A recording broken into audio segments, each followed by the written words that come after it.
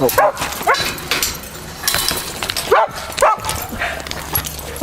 You close again? Yep. Come on. Come on, Boone. Doesn't even know. Huh? Yeah, sure already.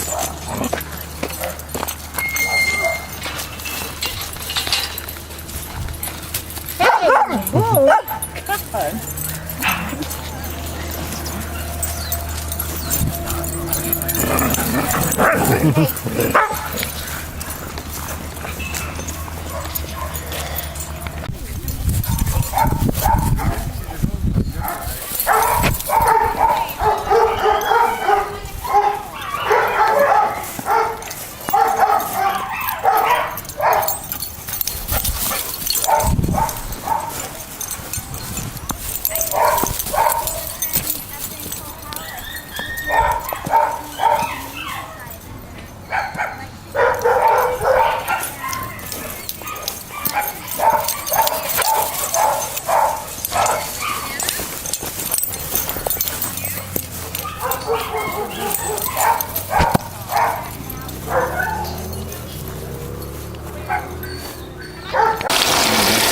God. That's a deep fried turkey.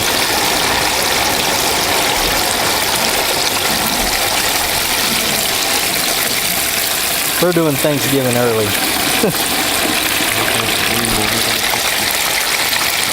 Whoever came up with doing this? I don't know, they make these specifically. Yeah, because somebody had come up with doing this. They didn't want to because how long does it take to do this? 24 minutes. 24 minutes and your turkey's done.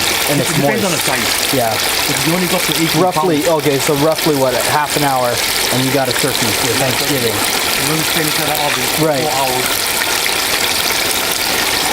Traditionally, for presentation, Yeah. you get to come in the Right, yeah. for the first time. 24 minutes, 25 minutes, you're done. Ready for grind.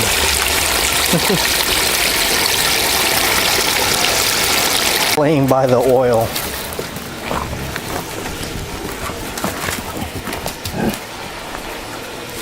Crazy dog.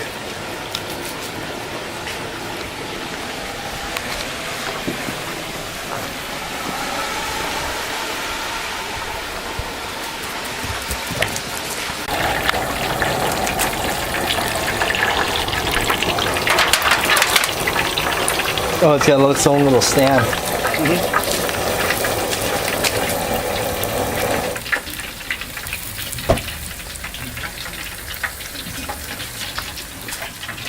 Deep fried? Well, it's nighttime already. Can you believe it? This next little bit is for 454 Packer. And he left me a message about pumpkin pie with whipped cream and, well, coffee with whipped cream. Happen to have both.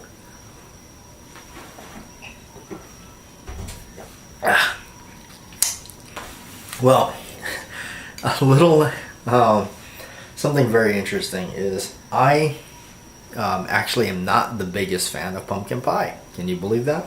The family is actually having Thanksgiving early, so that's why we have all this stuff. So I figured to do it, but I'm not the biggest fan of pumpkin pie. Not sure what it is, but I mean, it's not bad, but it's not my first choice of pie.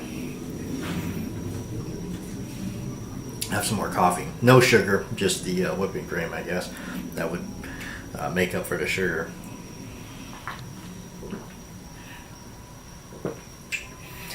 I tend to like my coffee with, I just usually put a little bit of milk in it, and that's it, no sugar. Sometimes I'll drink it black with no sugar.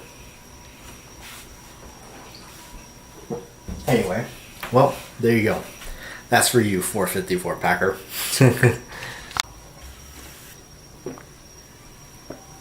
We were talking about in comments, I was reading of the comments about how it's, I think it was Bob, I think you said it was that you've given up on Michael Douglas after learning he is very anti-gun. That is true. Michael Douglas is very anti-gun, and that is why, for me too, I have a really big problem with watching some of those movies. When I learn that the actor portraying, and you know, we all know Michael Douglas has done how many like gun movies. I mean, it's like the one that always comes to mind is that one where he's he works for the defense plan or something, or anyway, he goes through town and he's like running amok and running a rampage, and what does he do? He gets a gym bag full of guns and goes around and you know, shoots up phone booths and goes to McDonald's or something and does, you know, he can't get breakfast or something, and so he shoots that place up. He doesn't. I don't think he actually kills anybody in it, but you know, it's a very. If you really think about it, that movie's a really negative gun movie. If you just really kind of think of the concept of the movie. So, but yeah, that, and you know, it's a shame because I actually like the movie Black Rain, where him and Andy Garcia, another anti-gunner, go to Japan and battle the Yakuza. I really like that movie, but it really is. It's too bad. It really does ruin the movie for me. But you know, in some ways, you almost can't help but, you know, you can't escape it because there's so many. There really is. What really ruined it for me, though, what crushed my childhood in a sense, because I grew up watching Rambo and I don't know, whatever else other movies he was doing, Tango and Cash and Cobra. I think Cobra was one of my favorites that I watched all the time. Learning Sylvester Stallone was very anti. That really, I think that bothered me more than anything, because it was like, you can almost say that's the poster boy for guns. You know, Rambo. I mean, it's such a synonymous term, you know, we're going Rambo, you know, or so, but yeah, that was like, wow, really?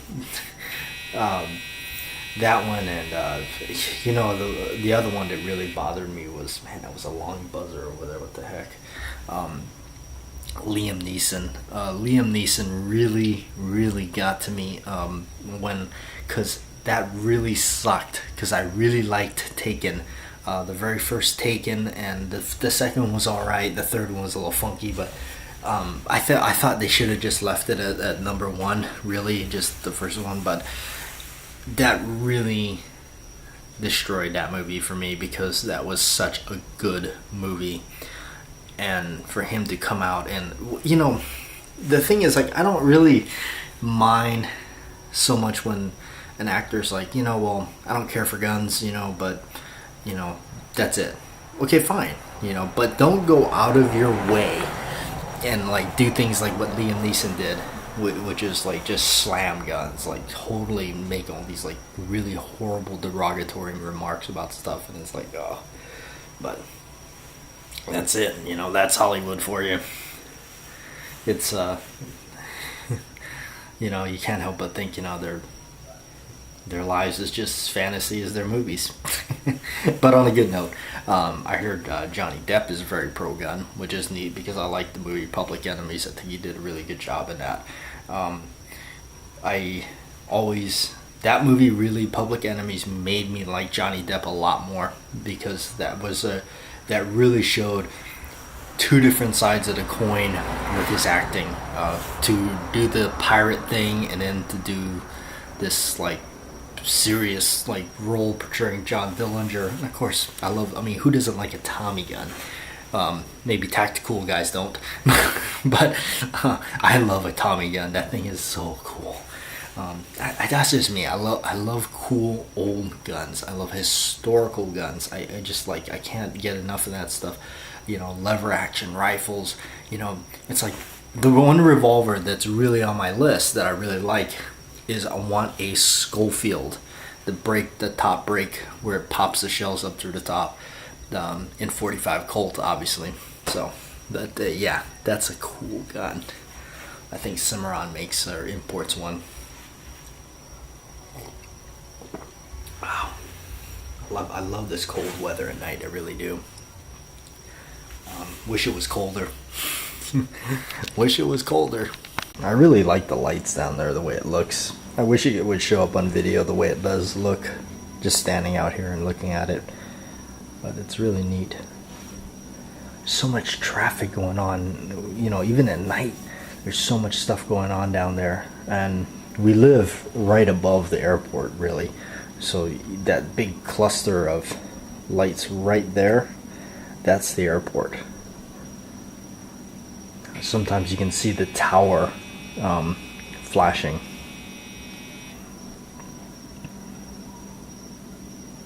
But yeah, and then sometimes you can see planes taking off. That's the one thing, like, I think most people don't think about out here, is like, you know, you're stuck here. Like, if there was no more airplanes, I mean, unless you got in a boat and just started, you know, going across the sea, I mean, there's really no way out of here.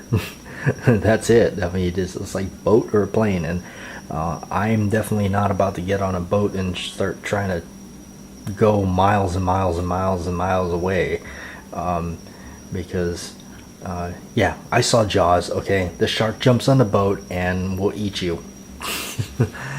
Scared to death of sharks, man. Guys, I'm gonna go ahead and close this video out, get out here and get this video uploaded. But figured before I close it out, instead of talking about a movie, I'd do something else a little bit and talk about a little bit, not in great detail, because it's quite a long.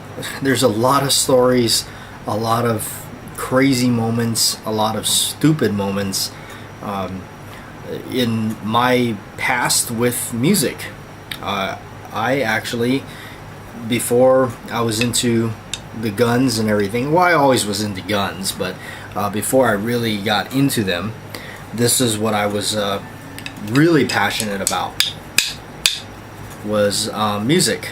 And obviously what I played was the drums. And I played music for many years.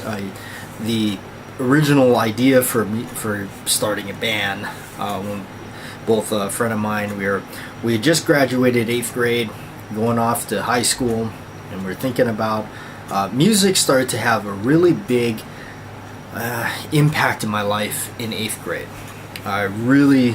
That's when I really started becoming very interested in music.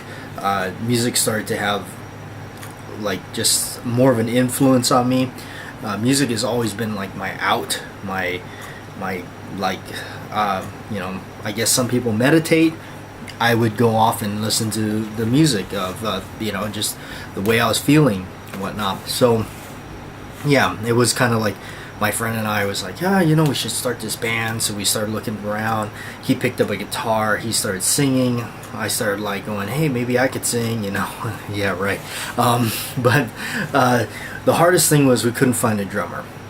Nobody was actually like, you know, that was the problem, was like, you know, I don't mean to sound negative, but unfortunately this town, it's like you find more, you don't really find, it's rare that you find people that are dedicated to anything, or for say they're, you know, when you pick up the phone and call them, they actually answer. There's very few of those people around. I'm lucky to have at least one or two friends that actually will pick up the phone when you call them. So, got together with these guys, and we couldn't find a drummer that was actually dedicated. So I said, you know what, the heck with it, I'll play the drums. My friend said, you play the drums? I said, yeah, heck yeah, why not? So of course I begged my grandpa to buy me a drum set, and he kind of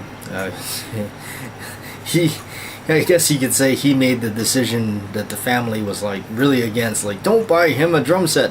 I got a drum set, and I destroyed everybody's ears, and definitely the neighbors probably went, oh great. But no, we went on with it, and I never and I pretty much taught myself. I pretty much listened to my favorite music pieces and just kind of did it my own. It wasn't until I moved over to Colorado and met up with another guy that was playing a similar type of music, rock and roll type music, and met up with this guy, and he said, hey, because I was getting really disenchanted with it, and he said, hey, I can help you out a little bit, and all this stuff. So he actually had a band, and this is one of his shirts. This is actually a shirt right out of his closet. No joke. It was a really cool band. It was called Cold Harbor, and he kind of taught me a thing or two, and it was really cool because the first lesson from him was, and mind you, he had to drive like many miles from where he was at to where I was at just to teach me. So he probably spent $30 in gas just to get, and of course the wear and tear on his car and his time to get where I'm at. So the very first lesson I ever took with him, he said, you know what? He said, don't pay me unless you feel you've learned something. He says, hold on to your money. Next time you see me, if you feel like you've learned something, pay me. So I always took that to heart, the way that I like that, and that's the way I feel. Like for me, like I always felt like when I sold something, like for instance my grips, I wanted making sure whoever got them, whoever purchased them, was absolutely happy with them. That was like that blew their mind. That this is something that they really was like, wow, this is so cool. I really wanted that because to me, I want them to be happy that they spent the money on them. The same thing with him. I think he was definitely feeling like he really wanted to make sure that that I spent the money and I was happy with my purchase. And I was. So I learned a lot from him. I learned quite a bit, and I took more lessons from him and got a little bit better. And I'm still not very good, but yeah. So that's it, And then I got back to Hawaii. Got back with these old band members. I've had when I went in and out of a lot of bands in high school. There was so many that I even jumped in and helped out other kids that were getting started. I was kind of the older kid that had been around the music a lot more and had a little bit more time with it. So I was jumping in and out of that, and I helping out a lot of other bands. There was one band that was getting started. They had a female singer.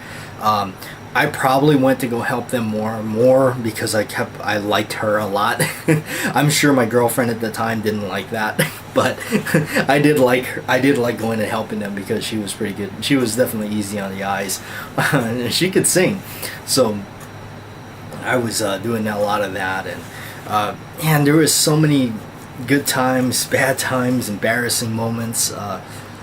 We took one of the guitar players from a band. We put him in the trunk of a car, and we took a case of root beer or something in soda cans and just threw the loose cans in there full, and went full speed in an empty parking lot and hit the brakes and just heard him just shift around in the back of the trunk, with probably getting adorned with soda cans and. I don't even know why we did that. I just remember something about that we did something like that. But I guess that's what you do when you're 17, 16 years old. I'm proud to say we never did drugs. I never got into that. Maybe other, but I'm also really happy that I think I grew up enough time to where drugs wasn't a really big issue in school like it is now. I think when at least for me, the way I looked at it was like when I was going to school, if some kid got caught with contraband, like cigarettes, maybe even weed, marijuana, it was kind of like whoa, like at least it was for me. I'm sure it was probably a little bit more going on that I was not aware of it, but I never partaked in those things because I always felt like, man, I don't want to do that stuff. So But yeah, it was. But you know, instead of doing those type of things, you know, we hung out. We did. We never, you know, underage drinking. We never did that. We just hung out and had fun and did music. Played a lot of different music. I hooked up with a couple of older guys that were involved in music, and they were a little bit further along because I was really serious about it. It was going to be a career choice for me. I really wanted to do it, and I hooked up with all these other guys that were more further along, a little bit more skilled in musicians in that realm. So they were playing a little bit heavier stuff, and I was trying to jump in with that. And of course, you know, when I learned that when you get into a band, it's kind of like having a family, and you get differences, and you battle, and you don't like each other, and you get you don't it's not always pleasant. So but we still created really good things. I remember reading the lyrics these guys had, and I just said, this is I didn't want to say it straight to their face right away. I don't think I ever really did, but I wanted to tell them, like, this sucks, you know, this is not very good. This is not even very intellectual. This is like so for me, like, my point with the lyrics was to make it not sound so like thrown together, or you know, boneheaded in a sense, like just like, let's just throw this together just to I was like, no, let's come across a little bit more intelligent with the lyrics, you know, especially if you're gonna be ranting about something or going on about something, you know, just have a little bit more intellectual to it. So and now, of course, I was very influenced with the band, the college. I mean, I don't really, even though, you know, for myself, my beliefs and everything, you know, I don't agree with a lot of their you know, anti beliefs, but Bad Religion has been a really huge influence for me. It's like an alternative rock band, punk rock band, if you want to call it that, but their lyrics are very intelligent, and they do a lot of things that makes you go, you're right. You know, that's yeah, that's so correct. Not all of them, but a lot of them. So anyway, but yeah, that's kind of like where I was pulling from. I also was influenced a lot by Metallica. My style was always like to still keep it music. You want people to move with the music. You want people to connect with it. I always felt like if it's way too intricate and it's just full of this, like, you know, like, it's like, whoa, what's going on here? That's why I think out of most bands, Metallica, you know, a lot of people knock Lars Ulrich for like being like, you know, they always say, oh, he's a crappy drummer, but well, let's look at it this context. Lars Ulrich has quite a few more millions in his bank account than most drummers, okay? And also, you can't, I mean, I'm sorry, but you can't help but really, if you're into that type of rock music, you can't help but groove to that. He has something, man. He has that, he still keeps that driving force. And I always felt that about the drums. The drummer was the guy that kept the backbone going. You know, it was that time signature, that, you know. So if you got that constant, you know, that backbone going, but now imagine if you got that backbone going and it's just going like, you know, all over the place, and you can't relate to it because that guy's just going blah, blah, blah, blah, blah, blah, just like, you know, going ballistic back there. You're just like, you're lost. And I find myself tuning out, just going, this is ridiculous. So it's a lot of reason why I like country music today, because it has such a groovy, moving feeling. Justin Moore has got to be one of my favorite country singers right now. Anyway, I know I told you this was going to be short, but there's so much to tell. There's so much more. If you like this story stuff, let me know in the comments below. Maybe I'll make a special video about this kind of stuff. So I'm gonna get out of here. Don't mean to make this vlog drag on about this.